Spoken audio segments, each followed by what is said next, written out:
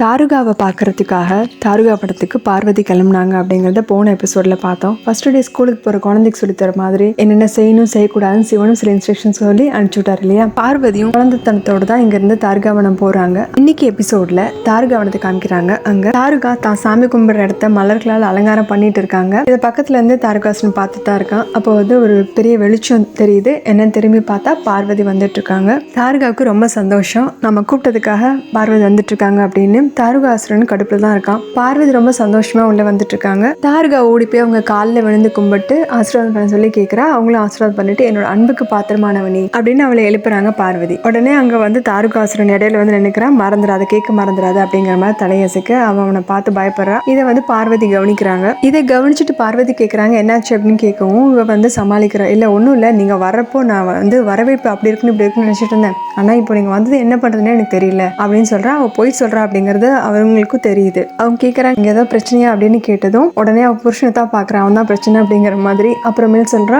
தாருகா என்னோட கணவன் உங்களுக்கு வந்து அறிமுகப்படுத்துறேன் அப்படிங்கிறான். அவன் அந்த அம்மாவுக்கு ஒரு வணக்கத்தை போட்டுட்டு என்ன சொல்றான்னா, இயற்கையோட சக்தியை வழங்குறேன், நீங்க வந்ததுனால எங்களுக்கு புண்ணியம் கிடைச்சிருச்சு அப்படின்னு சொல்றான். ரொம்ப கடுப்புல தான் சொல்றான். அவங்களுக்கு புரிஞ்சிருச்சு, இருந்தாலும் தலையசைக்கிறாங்க. இவங்க வந்து தாருகா என்ன சொல்றான்னா, வந்து இருக்கையில உட்காருங்க அப்படின்னு சொல்ல இவங்களும் சரின்ட்டு அங்க போய் உட்கார போறாங்க. போனா அவ வந்து சாமியோட உருவத்தை வரைஞ்சிருக்கா இல்லையா, அதுல கண்கள் அது நெற்றிக்கண் அந்த மாதிரி இருக்கும். அந்த ரெண்டு கண்கள் நெற்றிக்கண் அதை பார்த்ததுமே பார்வதி ஒரு செகண்ட் ஷாக் ஆறாங்க. ஏன்னா அது வந்து காளியோட கண்கள் நெற்றிக்கண் மாதிரி இருக்கு. அதை பார்த்ததும் பார்வதிக்கே வந்து காளியோட உருவம் அவங்க அரக்கர்கள்லாம் அழிச்சது அது எல்லாமே ஞாபகத்துக்கு வந்ததும் அவங்களுக்கு கொஞ்சம் டென்ஷன் ஆறாங்க. தாருகா என்னாச்சு அப்படின்னு சொல்லி கேட்கறா. பார்வதி பதில் பேசாம போய் இருக்கையில உட்காந்துக்கிறாங்க.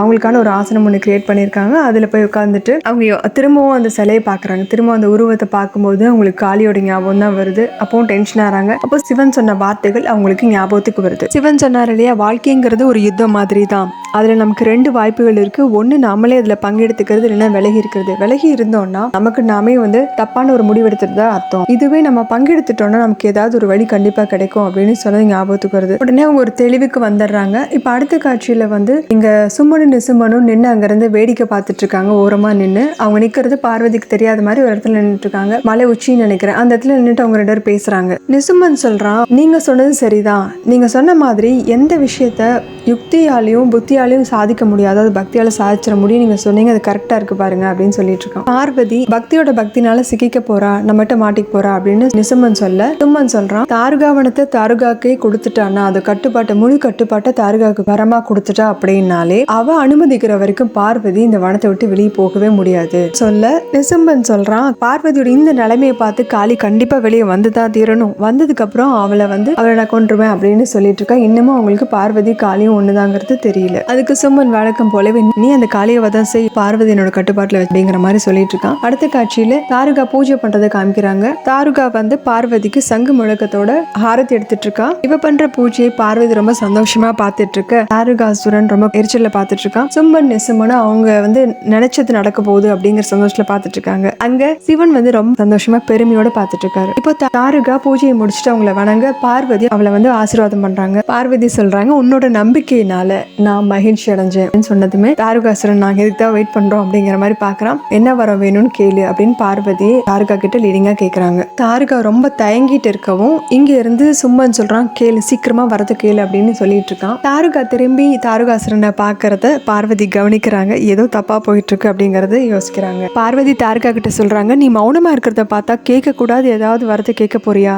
இல்ல எதையும் கேட்கறது உனக்கு விருப்பம் இல்லையா அப்படின்னு கேக்குறாங்க. இங்க நிசும்மன் சொல்லிட்டு இருக்கான், இவன் நம்மளோட திட்டத்தெல்லாம் பாழாக்கிற போல இருக்கு, வரத கேட்கறதுக்கே இவ்வளவு லேட் பண்ணிட்டு இருக்கா அப்படின்னு டென்ஷன் ஆகுறான். தாருகா மௌனமா இருக்கிறத பார்த்துட்டு பார்வதி என்ன கேட்க போறா அப்படின்னு கூர்மையா கவனிச்சிட்டு இருக்காங்க. அப்போ வந்து தாருகாசன் சொல்றான், இருவி ரொம்ப நேரம் காக்க வச்சிட்டு இருக்காத, நீ வரத கேளு அப்படின்னு சொல்ல பார்வதி வந்து இங்க என்னடா நடக்குது அப்படிங்கிற மாதிரி ரெண்டு பேரையும் பாக்குறாங்க. ஒரு வழியா தாருகா, இந்த வனம் எனக்கு ரொம்ப முக்கியம், இந்த வனம் பாத்தீங்கன்னா உங்களுக்கே தெரியுது இல்லையா, ரொம்ப வறண்டு போயிருக்கு இல்லையா அப்படின்னு சொன்னதும் பார்வதி உடனே புரிஞ்சுக்கிட்டேன் தாருகா அப்படின்னு சொல்லிட்டு தியான நிலையில உட்காந்து கண்களை மூடி அவங்க கைகள்ல இருந்து ஏதோ பவர் மாதிரி கொடுக்குறாங்க. அந்த பவர் அந்த காடு முழுக்க அப்படி பரவ ஆரம்பிக்குது. இதை தாருகா ரொம்ப ஆச்சரியமா பார்த்துட்டு இருக்கா. பார்வதியோட பவர்னால அந்த காடு முழுக்க அப்படியே பசுமையா மாற ஆரம்பிக்குது. இதை பார்த்து தாருகாசுரன் சும்மனுக்கே ரொம்ப ஆச்சரியமா இருக்கு. இதோட இந்த எபிசோட் முடியுது. அடுத்த எபிசோட்ல பார்க்கலாம். நம்ம சேனலை சப்ஸ்கிரைப் பண்ணுங்க, லைக் பண்ணுங்க, ஷேர் பண்ணுங்க, பெல் பட்டனையும் பிரஸ் பண்ணுங்க. தேங்க்யூ.